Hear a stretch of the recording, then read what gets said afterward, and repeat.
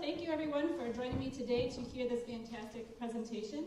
I just want to thank Mr. Pokel, Mr. Birmingham, Mrs. Bell, Mrs. Harvey, Mr. Liuzzi, Mr. Moody, the Social Studies Department, and the facilities folks for bringing this presentation to you. Mr. Bukowski is coming all the way from Buffalo, New York today to see you guys. So please take a moment to silence your phones, teachers too, and put them away. We also ask that you are respectful and quiet during the presentation. This presentation is being recorded, so any ambient noise will be picked up and immortalized on the video. I don't want to hear any outbursts or anything like that. If you think you can't handle that, then you can go to the main office and wait. All right. Mr. Bukowski is 99 years old. Could be difficult to hear him. So for your other audience members, please be quiet. Casey is a member of the greatest generation. He participated in World War II as an airman. I hope you enjoy this presentation. America loses 131 World War II veterans every day. Most of them are a century or older. So this is a very special opportunity. Please join me in welcoming Casey and Miss Beach. They're here today for this presentation.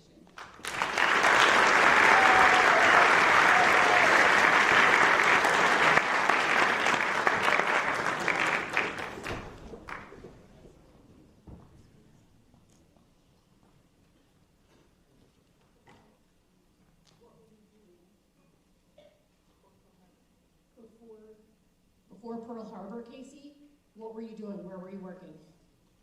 Well, before Pearl Harbor, I was actually, even before that, I was in high school. I left high school in my senior year because I thought I wanted to add my might, let's say, to the government, to the American government, and help with the war effort that was moving before us at that time. I would like to interject here too, that when I got back from the service, I went back to school. I finished high school and went on to two more years of college after that. That was my education there. And as I said, I left high school to go to work in the defense plant. I thought I could lend a hand in the war effort that way. But soon after I got into the work defense. What kind of work were you doing in the defense plant? I worked as a machinist, and we made landing gear retracting struts for the P-40 fighter plane that the Americans flew. And we were supplied for the industry, for the aircraft industry. And as I said, we made the landing gear retracting struts for that plane in that plant. And incidentally, I met my wife to be there at that plant. So when Pearl Harbor happened, what were you feeling and what did you do? Well, when Pearl Harbor came about, I thought I could do more than just simply work at a defense plant, just making parts for airplanes that other people could fly and all that. I thought I could get closer to the war, and I went and I enlisted in the Army Air Corps. And there I enlisted as a gunner on a B-17 bomber, flying bombing missions over Germany.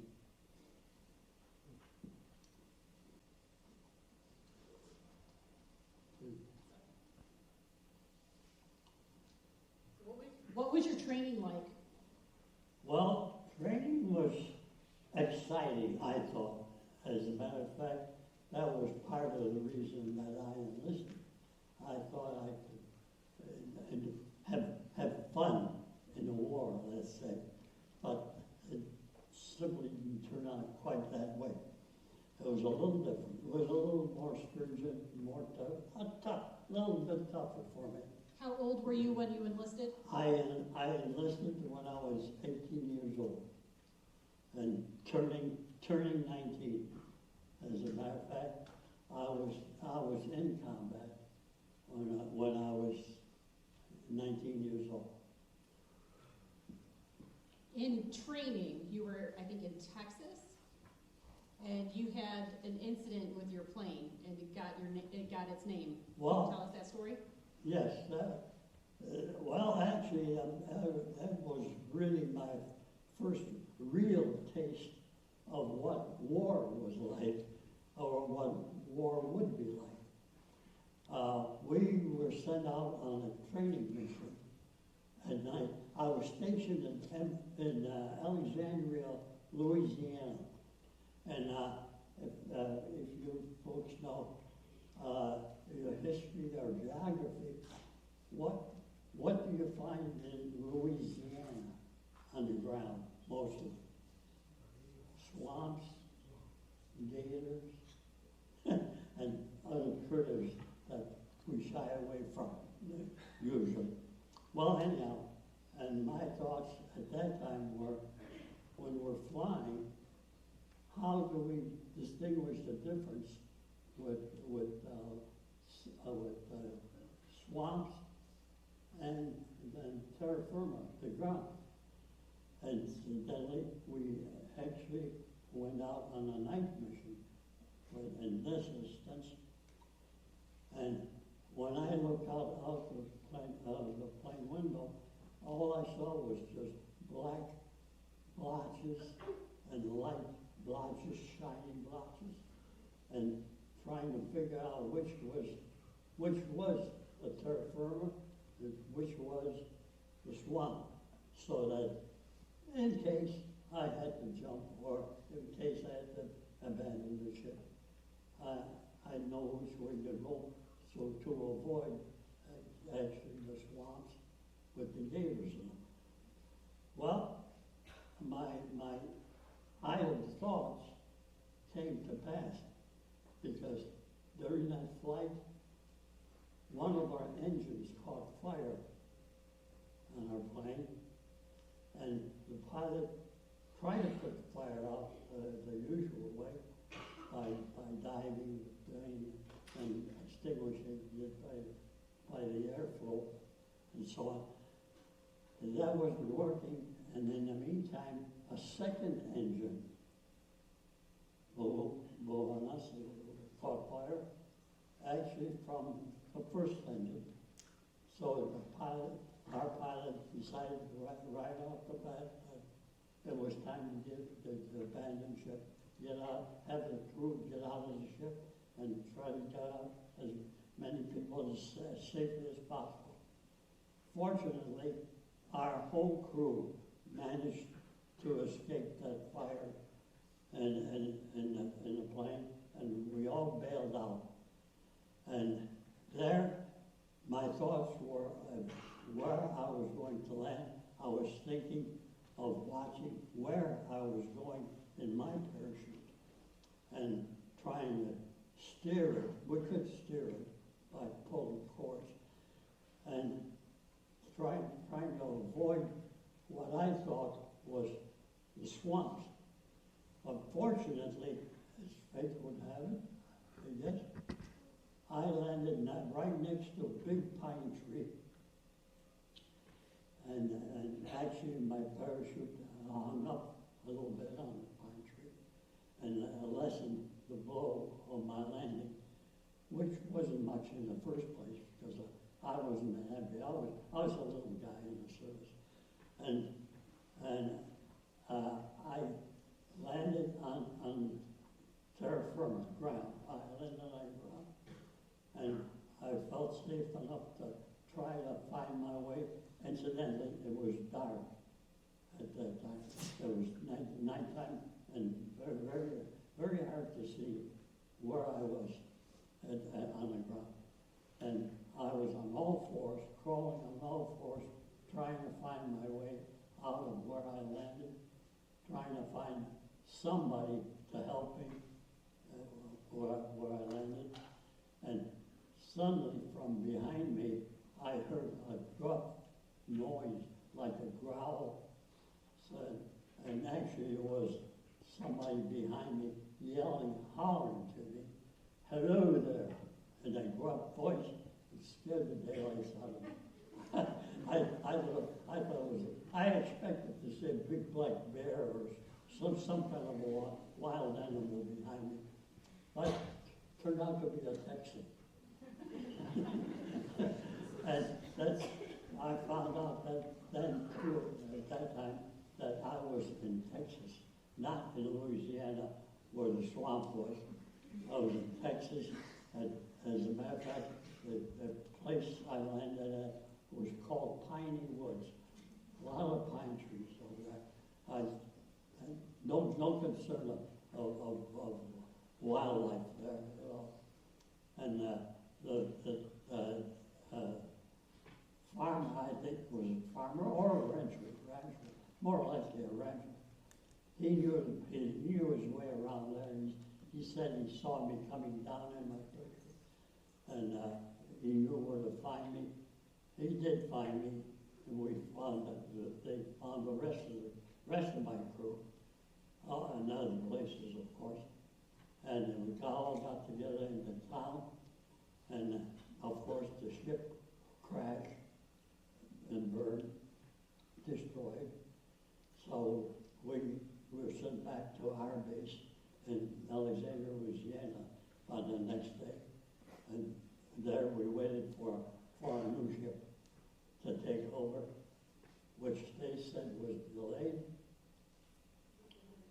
because of production problems. And this all happened on Friday the 13th. And incidentally, there again, when we got back to our base, we discussed that, and the whole crew discussed that, and decided that we were going to name our ship when we get our new ship and go overseas into combat. We were going to name our ship Friday the 13th.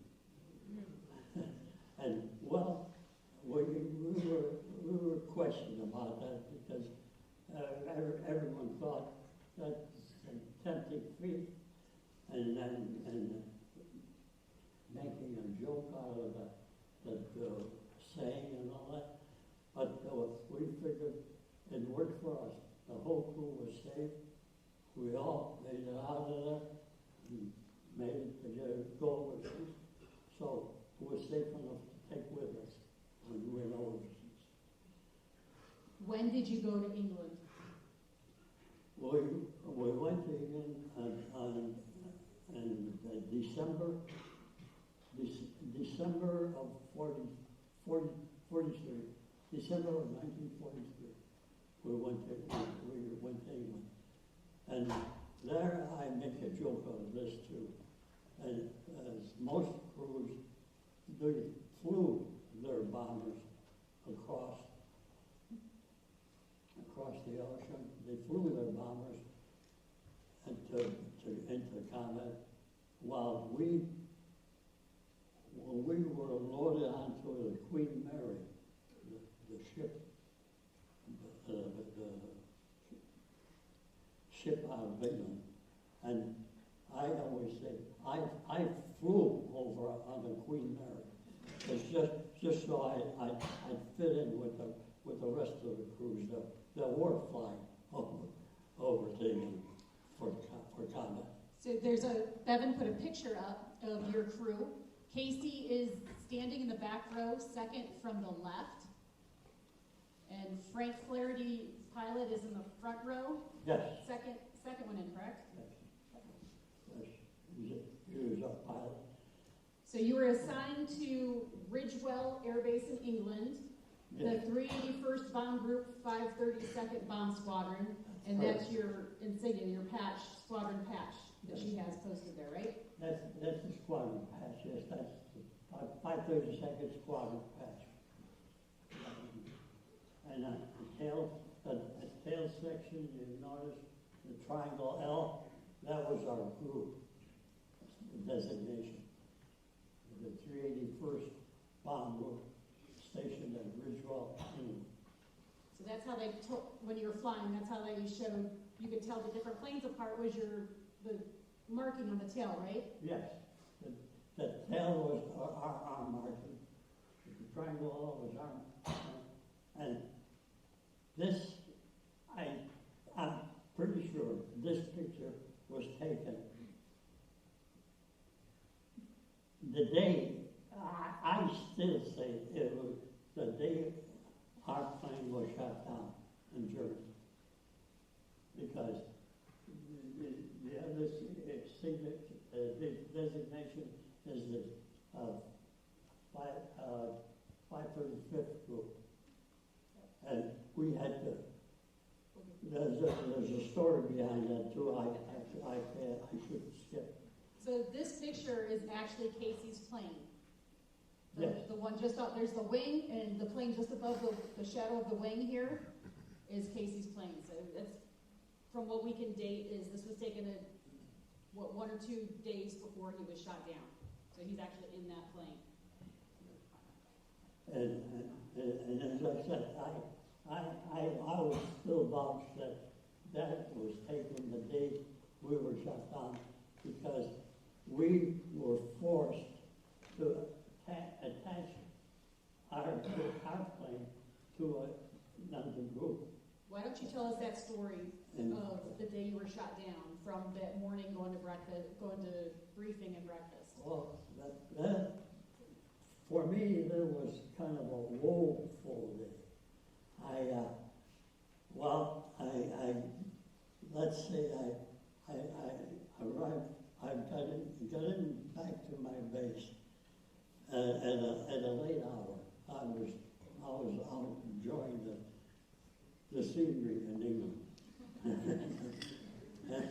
I got back late, and about 3 o'clock in the morning, there's a rap on the door. The sergeant came charging in. He started yelling at all of us, everybody in the barracks said, "All right, guys, up and at it, mission today," and all.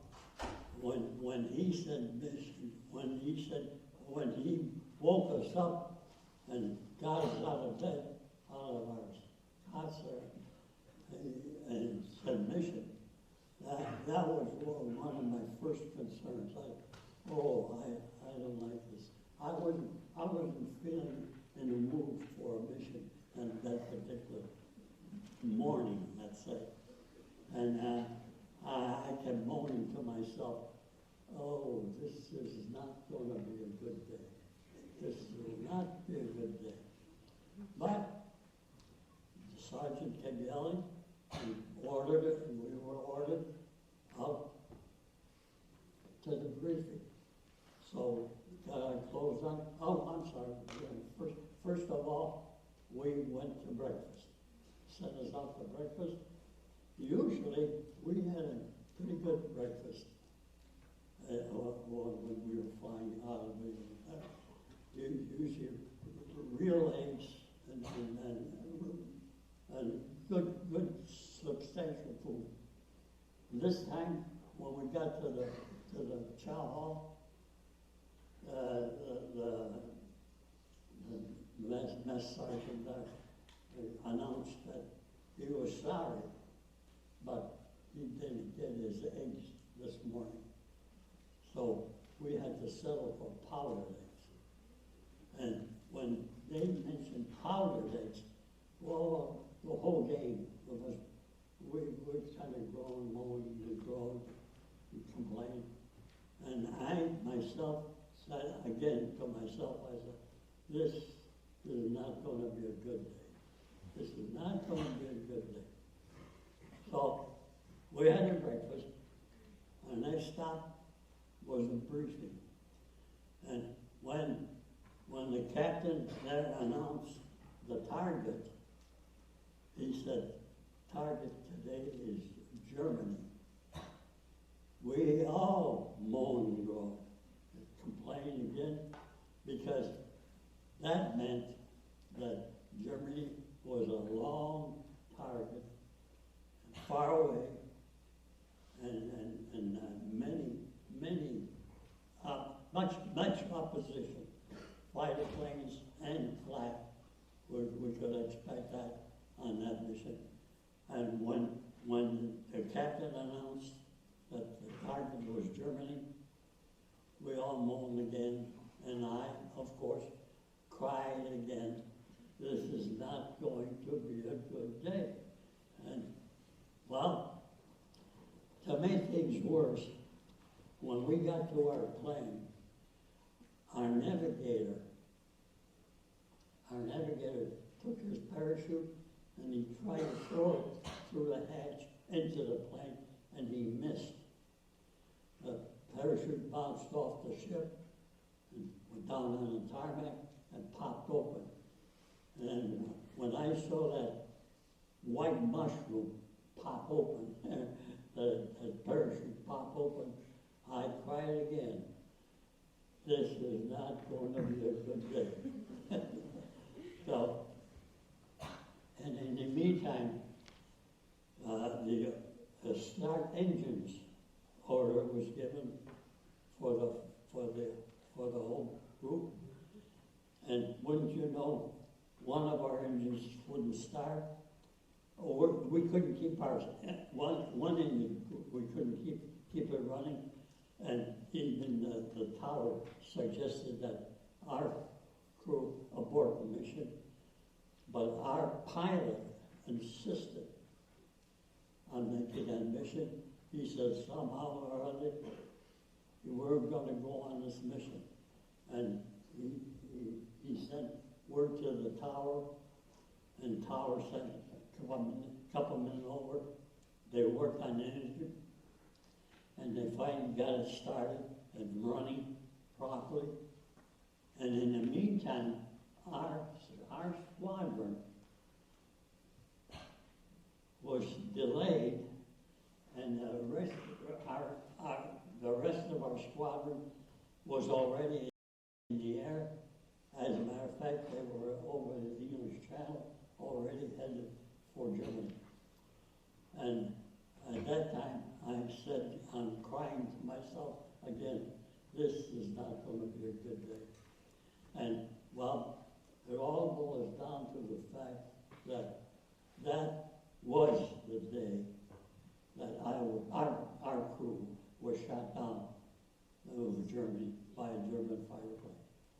So you guys took off, finally. And then what did you have to do? We finally took, oh, I skipped that part again, I'm sorry. We finally took off, and we tried to catch up with our squadron, which was too far ahead. We couldn't do that. So we tacked on to the 535th, that squadron ahead. We tacked on to their formation and flew with them on that raid. And to make things a little more exciting, I guess you could say, we were the very last plane in that formation. At that formation, that was at the very end of that whole formation, and we were at the end of it. That's where we ended up. What is that called? Now, we call it the Purple Heart Corner, or the Coffin Corner, and some unseemly names to it. That's because the German fighters would try to pick you off from that backside because it was easier? That was easier stuff, because the Germans attacked us first from the front with their fighter planes.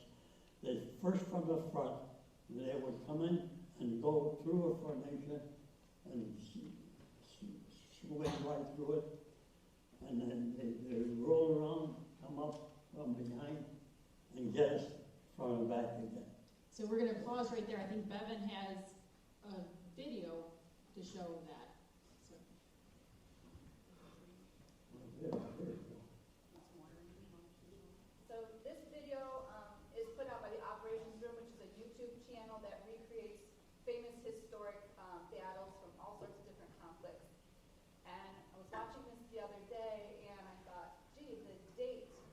same date as when Casey's plane went down. Some of the things that we described in the video are the same as what he's told me over the years. And we think this is an animated version of what actually happened to Casey's plane and crew. Interestingly enough, it is told from the German perspective of the pilot who took credit for shooting down Casey's plane. That's him there in the photograph.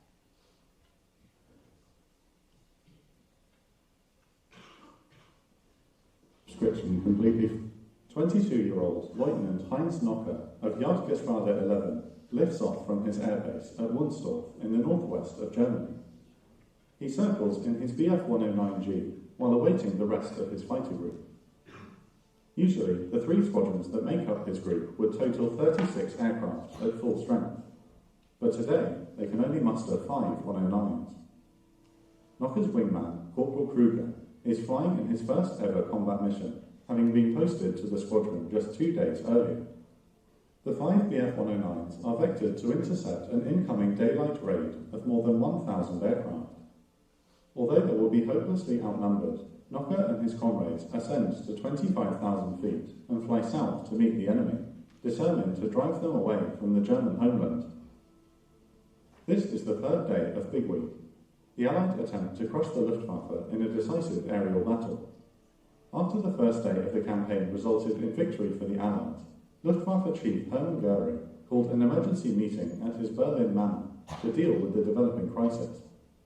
After consultations with his Yard Corps commanders, it is decided to recall more fighters from the Eastern Front to deal with the Allied bombing offensive. Furthermore, Göring is convinced to temporarily unite all German fighters under one joint command in order to lessen the time it will take to scramble units to intercept enemy bombers. The 21st of February, day 2 of Big Week, proved to be less eventful as heavy cloud cover hampered flight operations, resulting in lower losses on both sides. However, weather over Europe on the 22nd of February is far better and a maximum effort attack is planned. 799 8th Air Force bombers, escorted by 659 fighters, will once again strike German aviation production and airfields across Germany. Notably, nearly 300 heavies of the 15th Air Force, based in Italy, will launch its first mass bombing raid on Big Week against Regensburg, further complicating the defence of the Reich by forcing the Luftwaffe to defend against simultaneous attacks coming from both the northwest and the south.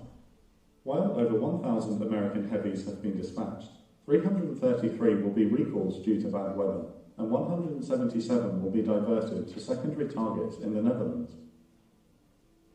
On this day, Nocker and the pilots of JG-11 are tasked with attacking a formation of 289 B-17s flying from Britain towards the fighter production plants in central Germany. Nocker is an ace 5 times over, but the once ideological and exuberant young man is now an embittered veteran. The loss of so many of his friends and comrades has hardened his stance on the war, a conflict he now views as unwinnable. Although he is an ace fighter pilot, Nocker has come to accept that he could die at any moment. Like many veteran pilots, he has become ambivalent to his own fate. Upon reaching the intercept altitude of 25,000 feet, the 5 109s of Lieutenant Nocker's fighter group move to intercept the bomber stream as it approaches the city of Handling. Coincidentally, this is the young German ace's hometown. As they approach where the bomb stream is supposed to be, 3 of the Messerschmitts break off to engage the expected fighter escort, while Nocker and his rookie wingman prepare to dive on the bombers. This is a change in tactics from the months prior to Big Week, when the Luftwaffe doctrine called for interceptors to ignore Allied escort fighters and head right for the vulnerable bombers. This approach worked when earlier bomber streams had limited or no fighter escort, giving German airmen a straight shot at the heart of the formation. He spots a formation of 30 B-17 flying fortresses and gives the order to attack. However, the increased presence of long-range escorts such as the P-51 Mustang, the P-38 Lightning, and the improved P-47 Thunderbolt have made penetrating to the bombers far more. Intercepting fighter groups to split in two, with one half drawing off the escort and the other attacking the bombers. Nocker and his group had put this theory to test the previous day, and as planned, Knocker's squadron split off to dogfight the escort. However, the other squadrons found themselves heavily engaged by seemingly endless waves of Allied fighters and were forced to retreat before they could attack the bombers. In the ensuing dogfight, Knocker's Bf-109G was far inferior to the agile P-51 and the well-armoured P-47D. Knocker escaped to fight another day, but bitterly commented in his diary, "The new tactics cost my squadron 2 more dead." At this time, Knocker and Corporal Kruger are lucky. The large bomber stream is too strung out after poor weather over Britain disrupted the process of forming up. As such, the 30 B-17s in front of them are flying without fighter cover. Knocker switches on his gun camera and orders Corporal Kruger to stay on his wing while they dive towards the head of the formation. The 2 German pilots attack a pair of B-17s from the textbook 12 o'clock high, peppering the bombers' cockpits with machine gun and cannon fire. Gunners aboard the flying fortresses fire back as the 109s fly through the heart of the heavily defended combat box. With lead crisscrossing the sky, Knocker and his wingman pull up and prepare to attack again. The 2 109s reacquire their targets and fly back into the hailstorm of 50 caliber machine gun fire. This time, Knocker bears down from 6 o'clock high and fires his guns as he dives on his chosen victim. The fortress attempts to evade to the left, but the German ace keeps his aircraft pointed directly at the bomb until a collision is imminent, only breaking off at the last second. Smoke billows from the B-17's left wing and tail as Knocker moves in again for the kill. Striking from 6 o'clock low, he peppers the wounded aircraft with cannon fire until the tail erupts in flames and the bomber falls out of formation. "I cannot help thinking of my camera," he recalled, gleeful at how the footage will look. To his left, Corporal Kruger is firing into the tail of another B-17. Despite his inexperience, Knocker is impressed with his young wingman. The lad had lots of guts, pressing his attack to within a few feet of the enemy and not flinching. The flying fortress catches fire and enters an uncontrollable spin. Kruger has scored a kill on his first combat mission. Out of ammo and elated by their successes, the German squadron leader follows Kruger's kill all the way down and watches as it crashes into a meadow where Knocker used to land small aircraft as a teenager. He prepares to signal Kruger to follow him back to base, where they will rearm and hopefully catch the American bombers on their return trip. Seconds later, another flaming aircraft hurtles out of the sky and explodes in a lumber yard. After looking around and failing to spot the other 109, Knocker somberly realises what has happened. It was my wingman, the young corporal. After scoring an aerial victory on his first mission, Corporal Kruger has been shot down by a gunner aboard one of the fortresses. Dismayed,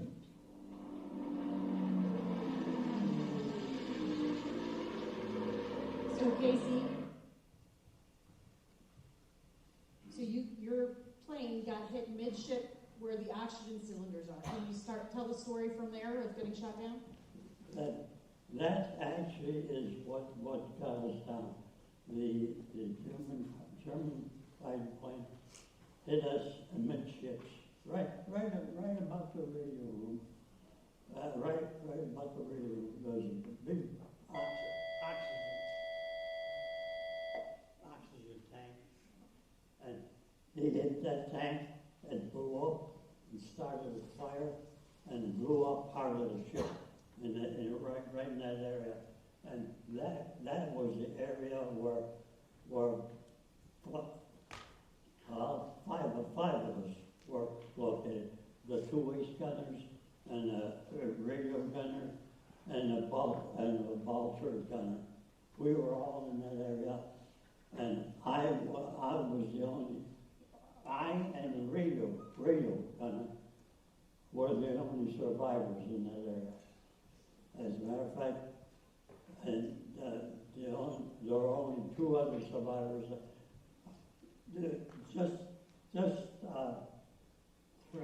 Three of us. 3 of us actually survived that attack. One plane went down. The rest went down with the ship. So tell us the story of bailing out, right? There, I was hit on on the first pass, I should say on the second pass, well, when he came around and blew up that oxygen tank, I got hit. I lost my right eye. And I was hit in the head and in the body with shrapnel, and I was knocked out. And after that, I have only recollections because I was wounded at that time. I guess I was bleeding, and I was in and out of consciousness. I couldn't stay awake for the whole thing. But as it happened, my first recollection, happened to wake up. I was on my back, facing the top of the ship, and the escape. I saw the escape hatch. It was gone. The escape hatch was gone, and I could see the ground when the ship came around, spiraling down. The ship came around. I could see the ground and the sky, and I knew that we were going down. I must have passed out at that time. I fell back. I know I hit my head on the fuselage. And my next recollection was again the escape hatch gone, and a plane going on as I saw before. This time I managed to crawl my way to the escape hatch, and I pulled myself out halfway. Half of me was out of the plane. My head, just half of the body was out of the plane, and the other half was still in the plane. And yeah, well, yes, at that time too, I did see the tail section. No, that came right after. I must have passed out again, and then it came to again after that, and I was in my parachute coming down. How I got out, I'll never know, because whoever, if anybody saw me there, they were down with the ship, and I think I simply fell out with the ship in a spiral and bounding around in the rough out there. And I don't remember anything except coming through again to gunfire this time, machine gun fire. And I know I remember this. I'm thinking, that son of a gun. Oh, I didn't say son of a gun. But anyhow, I thought he was shooting at me, but obviously I'm here. So while I made a joke out of it, I said he was a bum shot. or he didn't see me. And I rather believe that he just didn't see me, because there were other planes still up in the air, in the area, that he might have been shooting at other planes, or he might have been finishing our bomber that was right there in that same area. So you remember do you remember hitting the ground, or were you unconscious when you hit the ground? I was unconscious. And that's why your back and legs were messed up. You didn't land right. My back and my legs hurt. And there again, I thought, well, to me, it seemed kind of funny. that time. Well, it was no joke. Can you tell us a story about coming to and trying to escape and evade and meeting the farmers? That's what I was going to say. When I came to, I was hurt, and to my mind came the instructions that we got at the base that if we were shot down or if we were down in enemy territory anytime, and we thought we could do it, it was our duty, and stressed, it was our duty to escape and evade from Germany, wherever we were, at what part of Germany we were. And I took it to mind. I said, well, I guess I should try and escape and evade. And I tried getting up and walking. I couldn't. My legs just wouldn't carry me. No broken bones. I had no broken bones. But my legs hurt so bad, and my back, that I was just stumbling along. And a thought came to my mind. They said, escape and evade. And I had to think, where am I? Yes, I knew I was in Germany, but where in Germany, I had no idea. I landed next to an Autobahn, German Autobahn, and I tried to hide to get out of sight. For what purpose, I don't know, because I didn't know where I was. I wondered myself who the genius was that thought up the idea of escaping and evading when you don't know where you're at. So I didn't know which way to go, east, west, south. I had no idea. So I just plunked my butt down, sat down, and waited for a bunch of three farmers. They come up below on the Autobahn, on the bottom of the Autobahn. They come up there with their guns. They actually captured me. They captured me, and they tried to get me to walk, and I showed them I couldn't walk. So they dragged me into the car that they had there and took me to the farmhouse. And I guess in the meantime they called the military that they had me there in that farmhouse. And they started searching me, going through my pockets for anything valuable or important or whatever they thought they wanted. But I never carried anything on my missions except my dog tags. I only had my dog tags that identified me to the military. And they found nothing, so they gave up. And then, in the meantime, there was this little old lady. I call her the Frau of the house. She was trying to protect me from those farmers bawling me and trying to search me and all. And she was actually fighting with them. She was wrestling with them to leave me alone because I guess I was bleeding and all. But she tried to take care of me, and she was actually fighting with them. And actually, at first, to no avail. She disappeared for a while, came back with a broom, one of those fireplace brooms that you see. And she started hitting the farmers while they were still searching.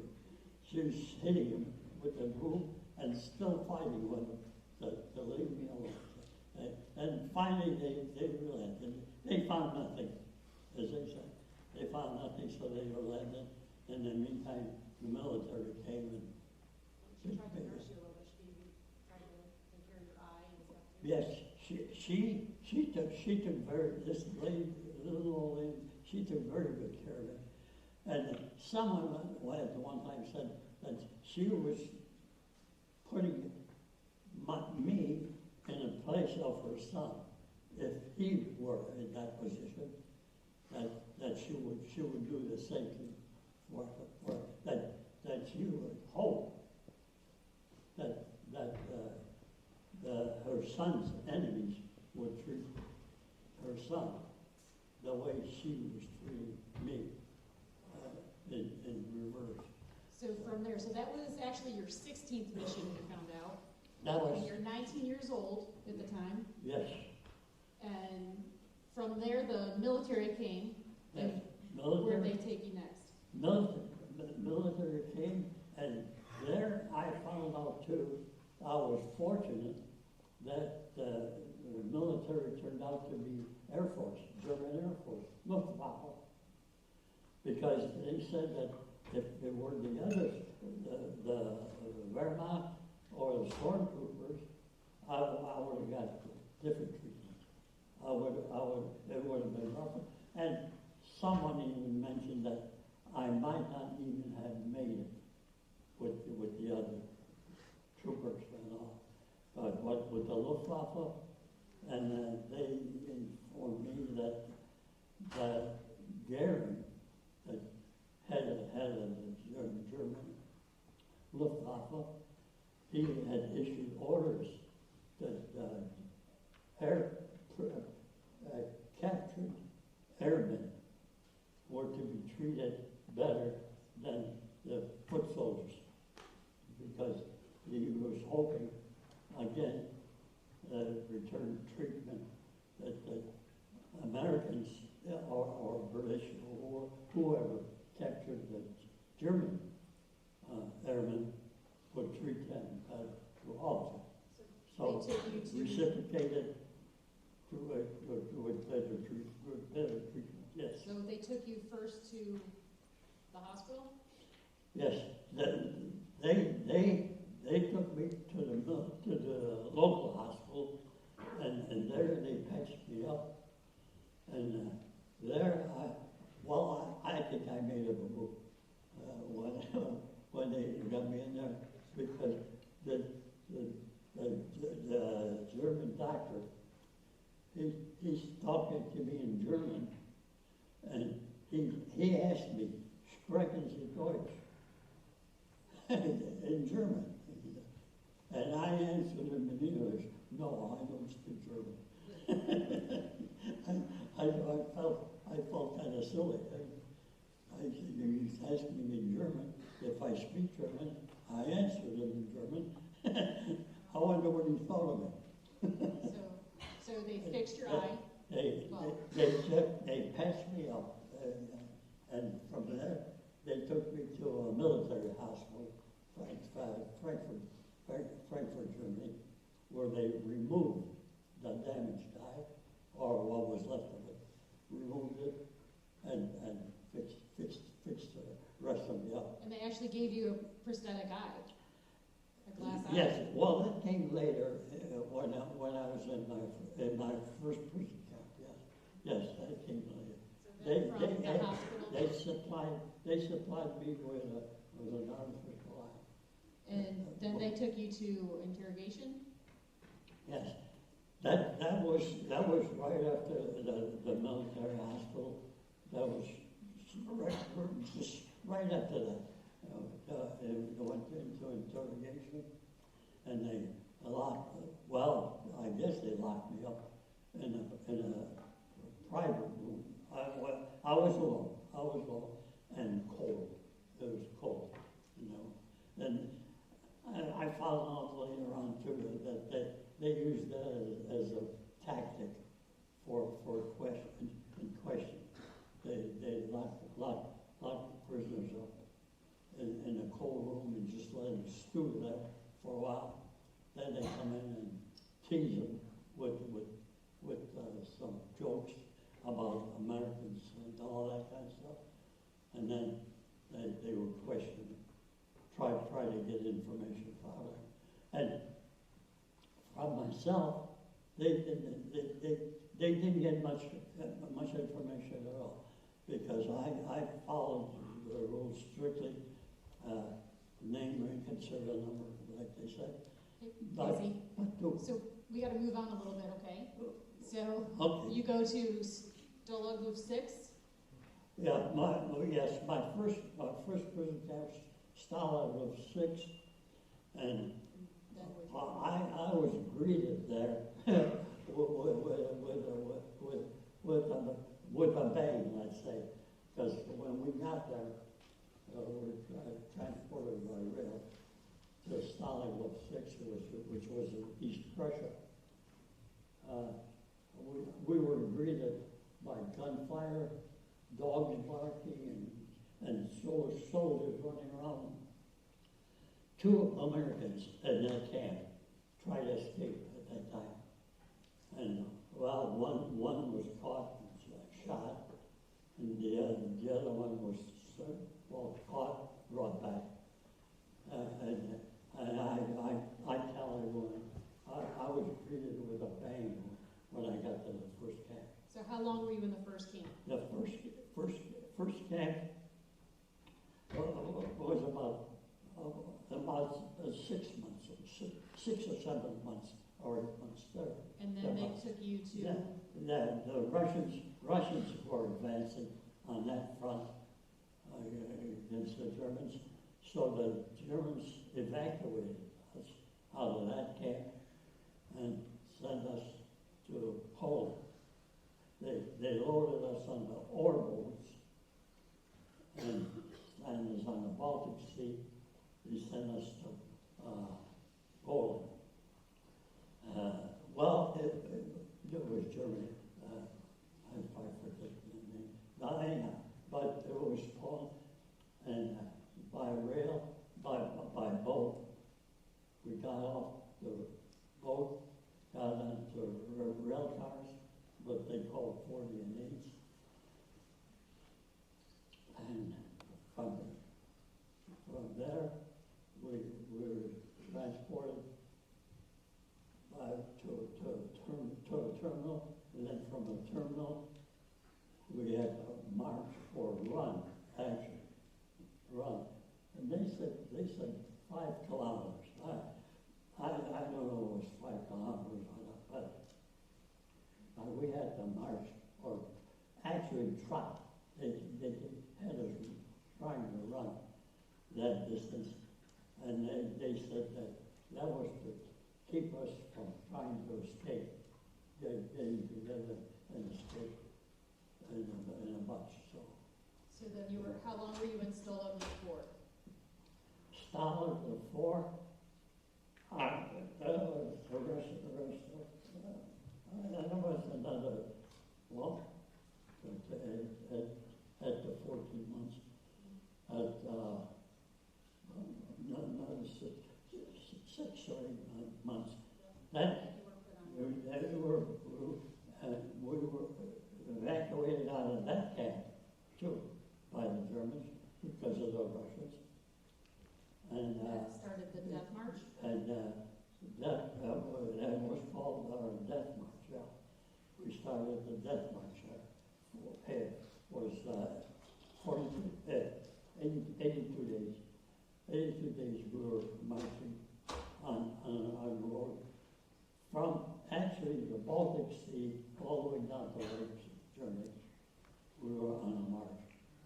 How were you liberated on the 82nd day? And we simply, it was no big deal. We simply marched through. General Patton was coming up after the invasion. General Patton, 3rd Army, was coming up in that area. And we happened to be right there. And we met at this one little town. And we simply exchanged positions. We marched right through the American lines, and the Germans became the prisoners, and we were free at that time. It was simply by General Patton's forces, and done by near Leipzig. Okay.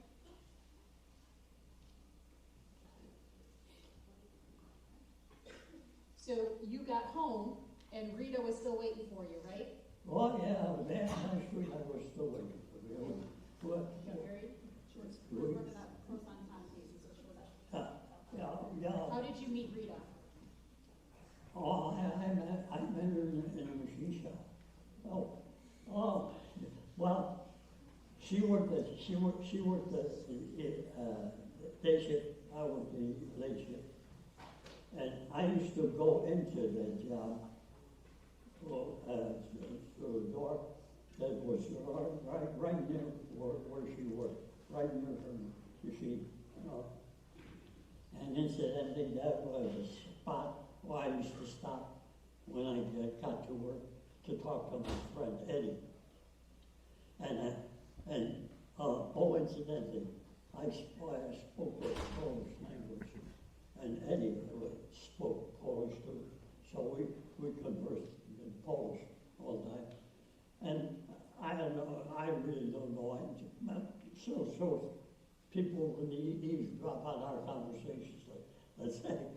But anyhow, we spoke Polish, and Rita worked on the machine next to Eddie, and they knew each other very well, and they spoke often, other times, besides me and all that. And, well, came a time where I noticed Rita, dark hair, dark eyes, and pretty girl, and all that. And I started talking to Eddie about Rita. And she would just look over and give me kind of a wry smile, and then go back to work. And Eddie would laugh. And I didn't get it at that time. I caught on later on. But I started noticing Rita more. And it's just actually a nodding, hello, how are you today? Went to work. And that went for a little while. And I got a little braver, and I told Eddie, my friend, I said, that's a pretty girl. She's pretty friendly. You know what? I think I'm going to ask her for a date. I think she'll go out with me. I'm going to ask her for a date. She'll go out with me. But she turns around slowly from her machine, turns around, and in Polish, she says, you think so? So all those conversations you were having with Eddie were in Polish, thinking she wouldn't understand it, right? And she understood it all. She knew every word I said. Well, I persisted. I did date her, finally, that day, but we didn't marry because I was really going over just in the service at that time, and we would talk about not getting together. But she wrote you letters while you were in the service? Yes. You stayed in contact, and then Yes, she waited for you? we communicated while I was in the service and frequently, very much. Except, of course, when I was in Germany, there was lesser communication there. But she waited for me when I got home. We got married. So you guys, after you got married, what did you do after the war? I tried to go back to the machine shop. I was trained in schooling and all that. And I had difficulty getting a job because of my disability. And I could see their point, compensation and all that wise. And I finally got myself a job at the VA hospital in Buffalo. I worked in purchasing and contracting there. And I stayed there and retired from that, for the VA. And my wife and I were married for 72 years. We had three children, two girls and a boy. And my oldest daughter passed away just 7 years ago. She's just 7 years ago. My son is still with me, and he's in West Seneca, just outside of Buffalo. He's still with me. And my youngest daughter is in Ohio. She married a guy from Ohio, and he went back to his job in Ohio. Okay, we've got some questions. Yes. Okay.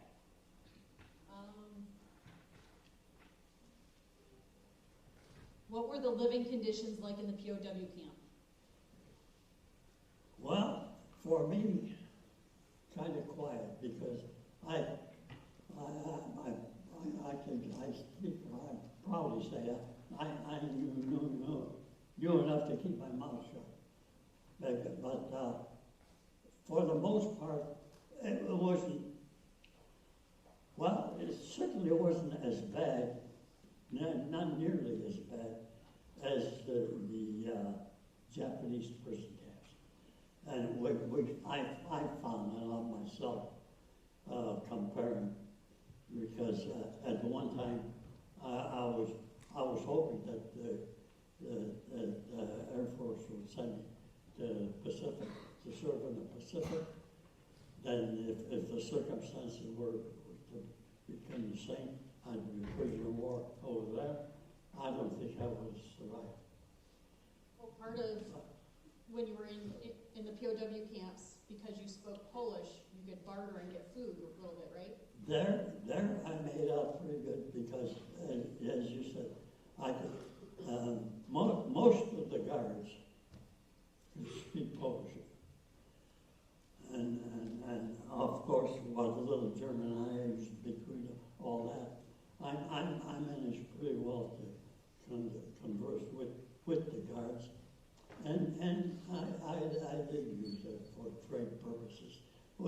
I traded stuff out of my Red Cross parcels that the Red Cross gave us, cigarettes and coffee and crackers and jams and jellies and stuff like that. How often did you get a Red Cross parcel?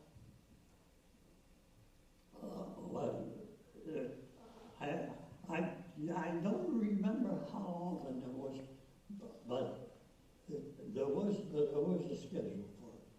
Well, I'm thinking it was every 10 days. We something like that. We would get parcels. One of the other questions asks, did you ever lose faith and think you weren't coming home? No. As I said, I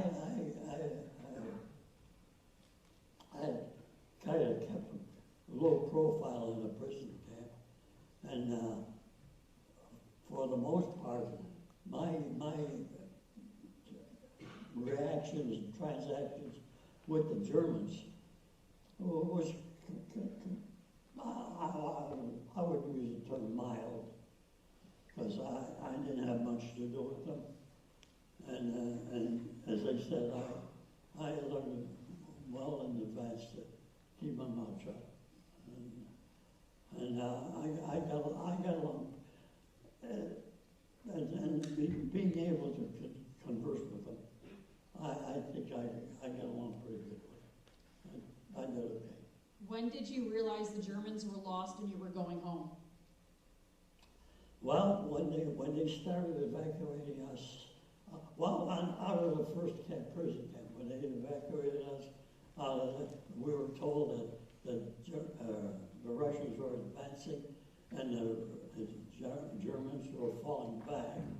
So I myself thought, well, they're losing ground here, so they must be losing in the war, and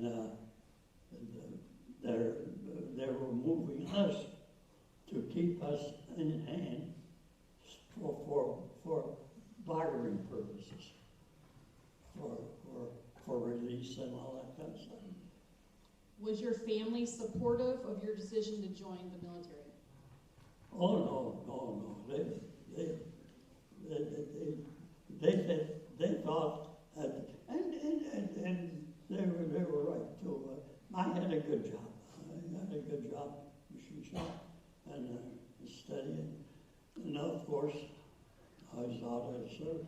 As a matter of fact, the company I worked for offered me a deferment from the service. Because you were, just explain for them to that you were considered an essential worker, Yes, so exactly. for the war effort, so you could get a deferment. Exactly. And they were always looking for improvement in their employment and the productions and things like that. So they were concerned about employees, yes. So they wanted you to stay. Yes. And well, so did my folks. They didn't want to see a little boy get hurt. So another question says, I'm entering the Air Force in a little over a year. Do you have any advice for being a U.S. Airman? Any what? Advice to give somebody getting ready to enter the Air Force? Well, not really, because from my experience, as I said before, I learned one of the first things I learned when I went in the service, and I'm talking to officers, if I had a problem or if I had questions, if I had any conversations with officers, my best responses were always, yes sir, no sir, and no excuse sir. When we got in the verbiage, let's say, between officers and myself, I always use that as my out. So there's a It couple. worked well for me. There's a couple questions about how you joined the Air Force and what compelled you to serve and that kind of thing. So Pearl Harbor happened, and then how did you pick the Air Force? Can you tell us that story quick, the short version of that story? Yeah, that was actually turned out to be a third choice. My first choice was a Marine. I went to the Marine Corps, and here it is, big Marines, 10-footers, high pop. I thought they were all 10 foot. They were looking down at me, and I was looking up at them. And this one guy says to me, what can we do for you, sir? I said, I want to enlist in the Marine Corps. He looked at me, he looked at the other Marines, other big guy, then kind of smiled a little bit, looked back at me, and this guy says to me, you're not big enough. That's a fine how you do. I want to join the Marine Corps, and he says, I'm not big enough. Okay. I went around the corner, went to the Navy. I managed a couple of tests and exams, and a guy in a white suit came out. So he told me, sorry sir, can't take you right now. You have dental work that needs to be done. That was another rejection. I said no. They said no. So I went around another corner, like the Army Air Corps.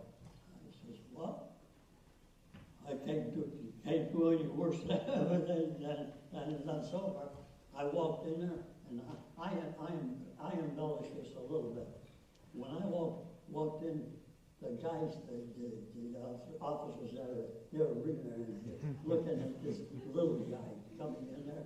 And they looked at him, he's ours, we got him. So I went in, come on in, come on in. Drag her in. And no ifs, ands, or buts. I was in the army and I can imagine that they were looking at my size first of all. He built perfect in that little wall turret. It was perfect for that. Come on in. That was my entry in the army. One question asks, did you make any friends while you were in prison camp? So can you tell us about who you met in prison camp and how, and about the bread story?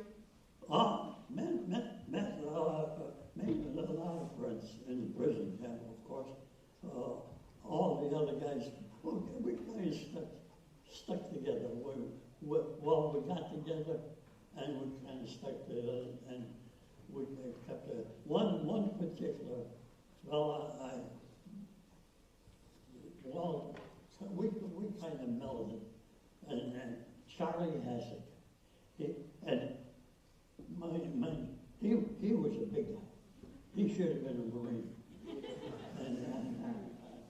but I met him, and we stuck together all through the prison camp, all the way through, and we even met here. He's from Lackawanna, or he was from Lackawanna. He's passed away. We've got about 5 minutes. Tell us the bread story. The bread, the wash story. Oh,